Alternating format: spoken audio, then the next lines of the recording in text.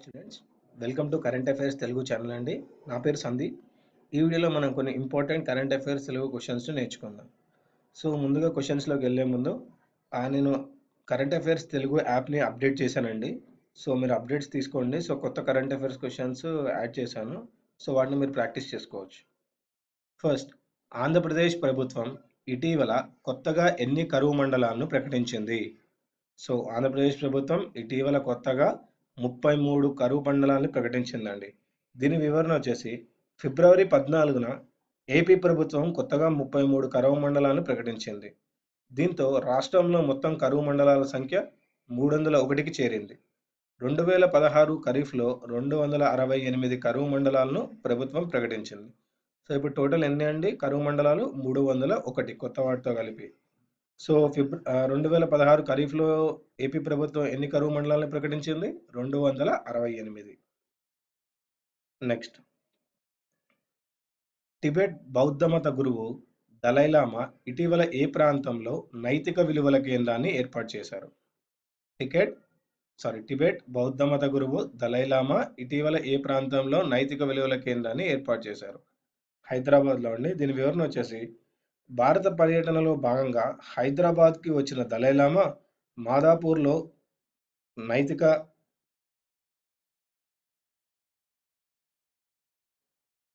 భారత పర్యటనలో భాగంగా హైదరాబాద్కి వచ్చిన దలైలామా మాదాపూర్లో నైతిక విలువల కేంద్రాన్ని ప్రారంభించారు.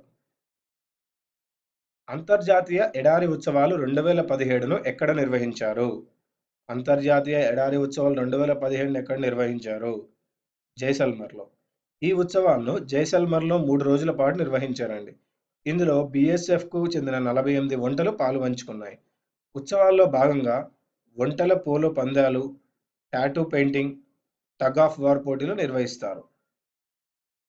నెక్స్ట్, తెలంగాణ స్త్రీ శిశు సంక్షేమ శాఖ ఇటీవల నిర్వహించిన సర్వేలో ప్రతి 100 మంది గర్భిణీల్లో ఎంతమంది రక్తహీనతతో బాధపడుతున్నారు? తెలంగాణ స్త్రీ సంక్షేమ శాఖ ఇటీవల నిర్వహించిన సర్వేలో ప్రతి 100 మంది గర్భిణీల్లో ఎంతమంది రక్తహీనతతో బాధపడుతున్నారు? 62 మంది అండి. సో సర్వే ప్రకారం 15 నుంచి 40 సంవత్సరాల మధ్య వయసున్న ప్రతి ముగ్గురిలో ఒకరు పోషకాహార లోపంతో బాధపడుతున్నారు. బాలామృతం, ఆరోగ్యలక్ష్మి పథకాల కింద నమోదైన వారిలో కేవలం 20.08% మంది మాత్రమే లబ్ధి పొందుతున్నారని తేలింది. నెక్స్ట్, ఏ రాష్ట్రంలో ఎయిమ్స్ ఏర్పాటుకు ఇటీవల కేంద్ర ప్రభుత్వం ఆమోదం తెలిపింది? సో తెలంగాణ రాష్ట్రంలో ఎయిమ్స్ ఏర్పాటుకు కేంద్ర ప్రభుత్వం ఆమోదం తెలిపింది. సో తెలంగాణ రాజధాని హైదరాబాద్ పరిసర ప్రాంతాల్లో ఎయిమ్స్ ఏర్పాటు చేస్తున్నట్టు కేంద్రం ప్రకటించింది. 2017-18 బడ్జెట్లో గుజరాత్, జార్ఖండ్ రాష్ట్రాలకు ఎయిమ్స్ మంజూరు చేస్తున్నట్టు పేర్కొంది. కెనడా ఇటీవల ప్రారంభించిన సిటిజన్ సైన్స్ ఆస్ట్రోనాట్ పథకం ద్వారా 2018లో అంతరిక్షంలోకి వెళ్లనున్న భారత మహిళ ఎవరు? కెనడా ఇటీవల ప్రారంభించిన సిటిజన్ సైన్స్ ఆస్ట్రోనాట్ పథకం ద్వారా 2018లో అంతరిక్షంలోకి వెళ్లిన భారత మహిళ షావ్నా పాండ్యా. ఈ ప్రోగ్రాం కోసం 3200 మంది ప్రతిభావంతుల నుంచి ఇద్దరిని ఎంపిక చేశారు. అందులో ఒకరు షావ్నా పాండ్యా. భారత సంతతికి చెందిన ఈమె ఆల్బర్టా యూనివర్సిటీ ఆసుపత్రిలో న్యూరో సర్జన్గా పనిచేస్తున్నారు. ఈ కార్యక్రమం ద్వారా ఆమె అంతరిక్షంలో బయోమెడిసిన్, మెడికల్ సైన్స్ మీద పరిశోధన చేయనున్నారు. అంతర్జాతీయ మేధో సంపత్తి సూచీలో భారత స్థానం ఎంత? అంతర్జాతీయ మేధో సంపత్తి సూచీలో భారత స్థానం 43. ఆవిష్కరణ యొక్క మూలాలు అనే పేరుతో గ్లోబల్ ఇంటలెక్చువల్ ప్రాపర్టీ సెంటర్ అంతర్జాతీయ మేధో సంపత్తి ఇండెక్స్ను విడుదల చేసింది.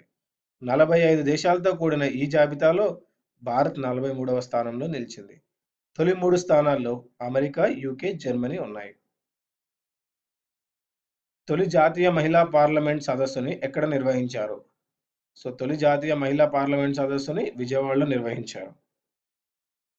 ఫిబ్రవరి 10 నుంచి 12 వరకు 3 రోజుల పాటు ఈ సదస్సు జరిగింది. ఈ సమావేశాలకు ముఖ్య అతిథిగా బౌద్ధమత గురు Dalai Lama, Bangladesh parliament speaker Shirin Sharmin Chaudhury హాజరయ్యారు.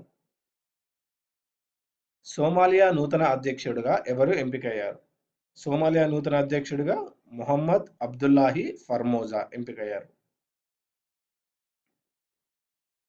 నెక్స్ట్, గోదావరి జలాల పరిపూర్ణ వినియోగం తెలంగాణ జాతీయ దృక్పథం అనే ఆంగ్ల పుస్తక రచయిత ఎవరు?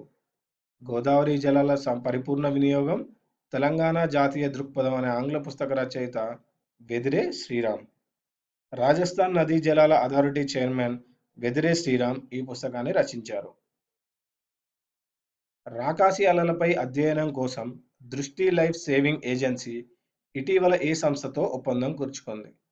రాకాసి అలలపై అధ్యయనం కోసం దృష్టి లైఫ్ సేవింగ్ ఏజెన్సీ ఇటీవల ఏ సంస్థతో ఒప్పందం కుదుర్చుకుంది? ఇస్రోతో ఒప్పందం కుదుర్చుకుందండి. సో ఇస్రో దృష్టి లైఫ్ సేవింగ్ ఏజెన్సీ సంస్థలు సంయుక్తంగా గోవా బీచ్లో రాకాసి అలలపై అధ్యయనం చేయనున్నాయి. ఇటీవల ఏ గ్రేడ్ హోదా పొందిన విమానాశ్రయం ఏది? ఇటీవల ఏ గ్రేడ్ హోదా పొందిన విమానాశ్రయం విశాఖపట్నం ఎయిర్పోర్ట్. ఏడాదిలో ప్రయాణికుల సంఖ్య 20 లక్షలు దాటిన విమానాశ్రయాలకు ఏ గ్రేడ్ హోదా ఇస్తారు. ఈ సంఖ్యను అధిగమించిన విశాఖపట్నం విమానాశ్రయం ఈ హోదాను అందుకుంది. సో ఏ గ్రేడ్ అనే హోదాను ఎప్పుడు ఇస్తారండి? ఏడాదిలో ప్రయాణికుల సంఖ్య 20 లక్షలు దాటితే ఆ విమానాశ్రయానికి ఏ గ్రేడ్ హోదా ఇస్తారు. విజయవాడ మెట్రో రైల్ నిర్మాణం కోసం 2600 కోట్ల రుణం ఇచ్చేందుకు ముందుకు వచ్చిన దేశం ఏది? విజయవాడ మెట్రో రైల్ నిర్మాణం కోసం 2600 కోట్ల రుణం ఇచ్చేందుకు ముందుకు వచ్చిన దేశం జర్మనీ.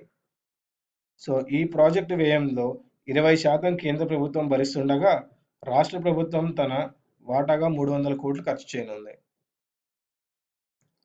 ఇటీవల ఏ రాష్ట్రంలో యురేనియం నిల్వలను గుర్తించారు? ఇటీవల ఏ రాష్ట్రంలో యురేనియం నిల్వలను గుర్తించారు? మేఘాలయ. సో మేఘాలయలోని డొమైసియాత్, వాహ్కిన్, లోస్టెన్ తదితర ప్రాంతాల్లో యురేనియం నిల్వలను గుర్తించినట్లు కేంద్ర ప్రభుత్వం ఫిబ్రవరి 8న ప్రకటించింది. నెక్స్ట్, మహిళల ఇండోర్ 2000 మీటర్ల పరుగు పందెంలో ప్రపంచ రికార్డు నెలకొల్పింది ఎవరు? మహిళల ఇండోర్ 2000 మీటర్ల పరుగు పందెంలో ప్రపంచ రికార్డు నెలకొల్పింది గెంజెబే డిబాబా. గెంజెబే డిబాబా. సో స్పెయిన్లో జరిగిన IAAF వరల్డ్ ఇండోర్ టూర్లో 5 నిమిషాల 23 సెకండ్లలో 2000 మీటర్ల పరుగును పూర్తి చేసిన గెంజెబే డిబాబా సరికొత్త రికార్డును సృష్టించింది. వీరప్పన్ చేజింగ్ ది బ్రిగండ్ పుస్తక రచయిత ఎవరు? వీరప్పన్ చేజింగ్ ద బ్రిగండ్ పుస్తక రచయిత కె. విజయ్ కుమార్.